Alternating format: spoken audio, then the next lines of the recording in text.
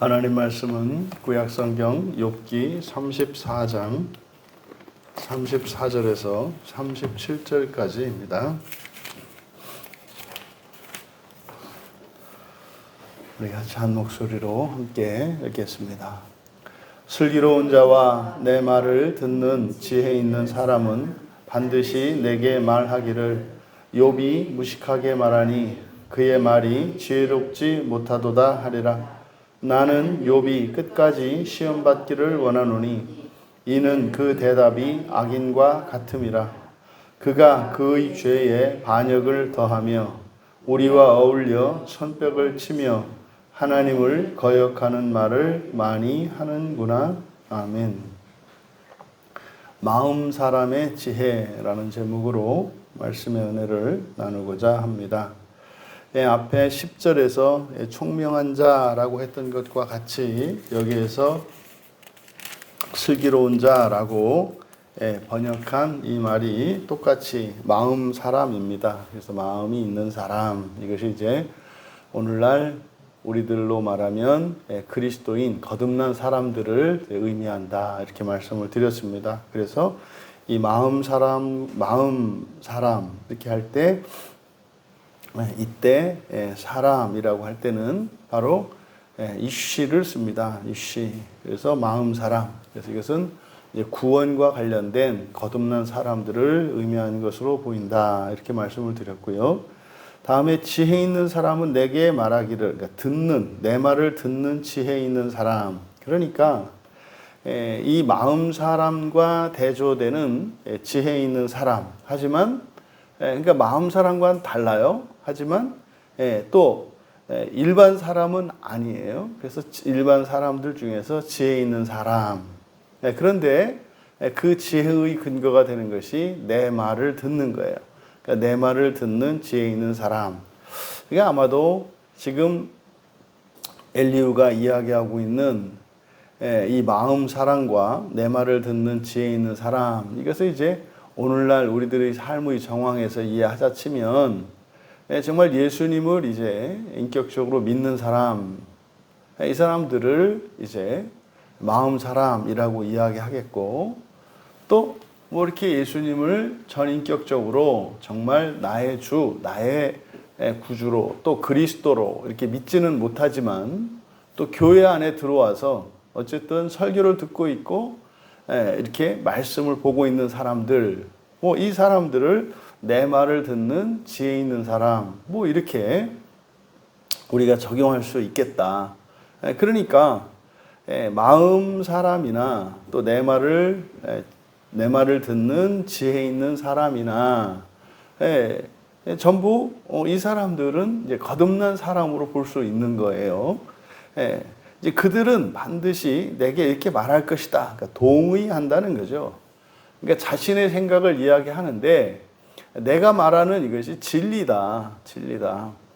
그래서 거듭난 사람들은 알아들을 거다. 이게 이제 그러니까 예수님을 믿고 성경의 구원의 진리를 믿는 사람들은 설교가 들리고 성경이 읽혀요. 이해가 됩니다. 근데 그렇지 않은 사람들은 그게 안 되거든요. 그래서 진리가 진리되기까지는 우리의 본질적인, 우리의 본성적인 이런 변화가 일어나지 않고서는 진리가 들려지지도 않고 또 깨달아지지도 않죠. 그래서 이제 엘리후가 하는 이야기, 뭐 그들이 마음 사람과 내 말을 듣는 지혜인 사람들은 이렇게 말할 거다라고 합니다만 동의할 거다, 이런 뜻이죠. 그래서 이 엘리후가 구원에 대한 계시를, 구원에 대한 지혜를 우리에게 가르쳐 주는데, 첫 번째로 여기서 말하고자 하는 게 뭡니까? 욥이 무식하다, 이렇게 무식하게 말한다, 이렇게 말했습니다만, 무식하다, 그러니까 지식이 없다. 그대로 직역하면 지식이 없다, 이렇게 얘기를 합니다. 그러니까 욥은 지식이 없다. 그리고 두 번째가 지혜롭지 않은 말을 한다. 지식이 없다. 그리고 지혜롭지 않은 말을 한다. 여러분들이 이제 사람들과 대화를 나누다 보면 전혀 이런 구원에 관한 영적인 지식이 없는 사람을 만나서 대화를 나누려 치면 이게 그냥 피상적이고 일상에서 일어나는 일들에 대한 이야기를 나눌 수는 있습니다만 더 이상 대화의 진전은 없습니다. 그런 것에 대한 구체적인 의미나 또 그런 것을 이렇게 비판할 수 있는 그런 능력이 없죠. 그래서 그냥 뭐 이렇게 단순한 지식의 나열에 불과한 뭐 이렇게 큰 의미도 없는 나의 삶과 나의 존재에 직접적으로 뭐 그냥 알아도 그만 몰라도 그만인 뭐 이런 이야기들을 할 뿐이죠. 그런데 이런 영적인 지식을 가지고 있는 사람들은 정말 아무 쓸데도 없는 것 같은 이야기를 해도 거기에서 우리가 영적인 교훈을 얻어요. 그런 거죠. 그래서 이게 욥이 지식이 없다고 할 때 이 지식은 영적인 지식, 구원에 대한 지식을 말하겠다. 그러니까 또 지혜롭지 않은 말을 한다. 그러니까요. 영적인 지식이 없으면 지혜로운 말을 할 수가 없죠. 그러니까 이 영적인 지식과 지혜라고 하는 것은 불가분의 관계가 있습니다. 그래서 지식이 영적인 지식을 가짐으로써 구원에 대한 이런 지혜를 가지게 되고 그 지혜는 사실 우리가 살아내는 거죠. 지식은 자기 안에 내재되어 있는 것이라면 그 지식들이 자기의 삶에 적용이 되고 실제화 될 수 있게 된 것, 이것이 지혜란 말이에요. 그러니까 영적인 지식이 없는 사람들은 지혜롭게 살아갈 수가 없는 거죠. 또 여기서 우리가 한 걸음 더 나아가서 유추한다면 단순히 지식에서 머무르고 있다면 그것이 지혜가 돼서 그들의 삶에 또 그들의 말이 되지 못하고 그들의 삶이 적용이 되지 못한다면 그 지식도 뭐 죽은 지식이라고 하겠죠. 이어서 36절에서 나는 욥이 끝까지 시험 받기를 원하노니 이는 그 대답이 악인과 같음이라. 여기는 지금 욥이 여기서 이거는 이제 직접 화법이기 때문에 전부 그들이 바로 마음 사람 또는 그리고 지혜 있는 사람이 하는 말입니다. 그러니까 욥이 뭐 하기를 원한다? 끝까지 시험 받기를 원한다. 여기서 끝까지라고 할 때 끝이라고 번역한 이 말이 네차흐라는 말을 이렇게 끝이라고 번역을 했는데 여기서 말하는 끝은 사람의 끝이에요. 사람의 의의 끝. 그러니까 사람이 완전해지는 겁니다. 그래서 이 네차흐가 가지고 있는 의미는 탁월함 뭐 이런 뜻인데 이것은 이제 완전해지기까지 뭐 이렇게 번역을 해도 무리가 없겠다. 그래서 욥이 완전해지기까지 시험 받기를 원하노니 이렇게 되어 있습니다만은 시험 받을 것이다. 시험 받을 것이다. 그러니까요. 모든 사람은 여기서 욥은 그들의 지금 대화의 대상인 욥만을 이야기하는 것이 아니라 일반인 전체를 두고 얘기하는 거죠. 욥은 누굽니까? 완전한 사람이에요. 하나님 보기에 의로운 사람이란 말이에요. 그런데 이렇게 사람으로서 완전한 그 욥이라고 하는 사람도 무엇 해야 된다? 시험을 받을 것이다. 어디까지? 완전해질 때까지. 그럼 이 완전히 의미하는 바는 구체적으로 이것이 하나님의 의, 사람의 의 이렇게 구분은 되지 않습니다만 지금 엘리후가 이야기하는 이것은 바로 부활에 이르기까지 사람의 완전을 이야기하기 때문에 여기서 끝으로 번역한 네차의 이 탁월함이라고 하는 것은 하나님의 의를 말하겠다. 그러니까 사람은 하나님의 의에 이르기까지 반드시 하나님의 의에 이르러야 한다는 거죠. 반드시. 그래서 시험한다라고 하는 것은 거기에 이르렀는지 이르러지 않았는지 온전해졌는지 그렇지 않았는지를 점검하는 것이기 때문에 그래서 모든 사람은 하나님의 의에 이르러야 하는 것을 이야기합니다. 그런데 그가 왜 그렇게 탁월해지지 않은 완전해지지 않았다고 하는 그 근거가 뭐냐면 그 대답이 악인과 같음이라 그랬어요. 근데 여기를 그대로 직역하면 불의한 자들 가운데 있는 대답, 뭐 이렇게 됩니다. 그러니까 그가 사용하는 그의 대답이라고 하는 것은 뭐 말 이전의 생각이겠죠. 그가 가지고 있는 생각이겠죠. 그러니까 그의 생각, 말로 하는 그의 생각, 그것이 악인과 같기 때문이다. 그러니까 여러분, 우리가 생각이 너무나 중요하고 우리가 고백하는 생각은 더더욱 중요한 거예요. 그러니까 마치 지금 여기에서는 이 다음에 뭐 우리가 주님 앞에 딱 서는데 말이죠. 그걸 물어보는 것 같은 거죠. 너는 부활이 뭐라고 생각하냐? 너는 뭐 이렇게 우리들이 가지고 있는 성경의 이런 진리들을 마치 구술 시험하는 것처럼 이야기하고 있죠. 그러니까요, 우리의 일상생활 속에서 우리들이 가지고 있는 영적인 지식들이 지혜 있는 말이 되어서 이렇게 고백이 되어져야 하고 거기에 진전이 계속 있어야 하며 반드시 우리는 그 끝에 하나님의 의에 이르러야 한다라는 것을 가르쳐 줍니다.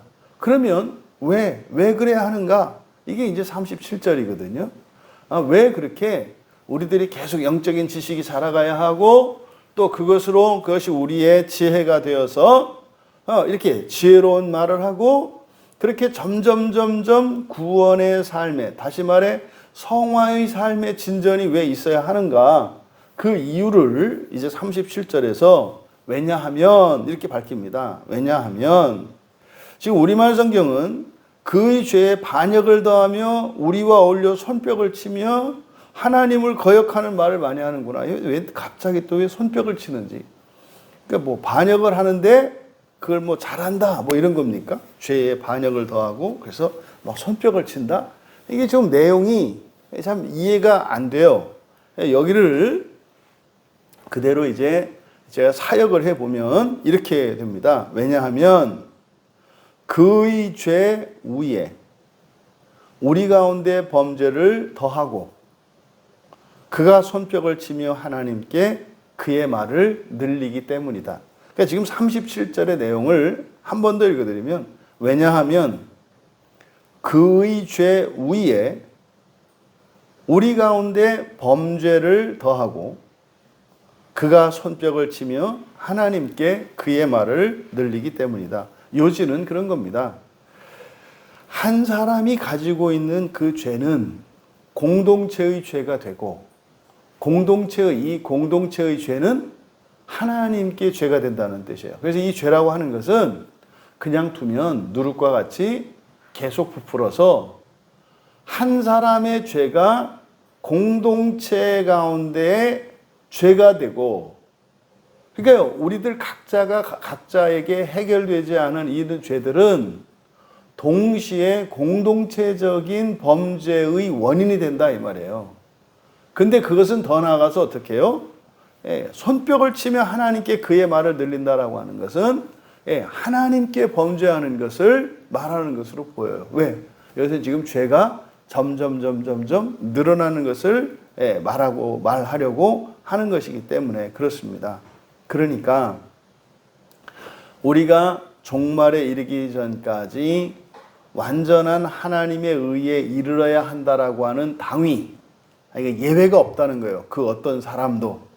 근데 그것은 어떻게 해요? 영적인 지식과 지혜 있는 말을 통해서 판단이 된다는 거예요. 그럼 왜 그래야 하는가?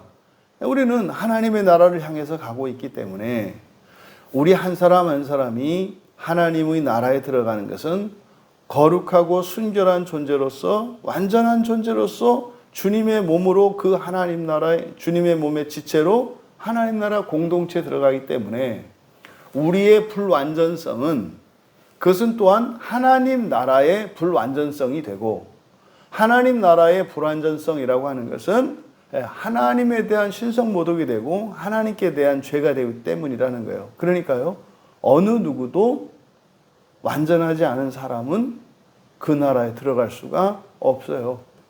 근데 그것이 우리의 완전함이라고 하는 것은 영적인 지식으로부터 시작을 해서 지혜 있는 대답으로 드러난다는 거예요. 그러면 여기서 이제 그런 질문을 구약의 성도들은 이 본문만 가지고 놓고 보면 질문을 던질 수 있죠. 아, 그럼 모든 사람이 똑같은 수준의 지식에 이르러야 하고 똑같은 수준의 지혜 있는 대답을 할 수 있는 그런 생각을 가져야 된다는 말입니까? 그것은 이제 신약에서 예수님의 말씀을 따라서 그게 아니죠. 상대적이죠. 상대적으로. 하지만 공통적인 것은 뭐예요? 끊임없는 영적인 지식에 대한 추구가 있어야 하고요.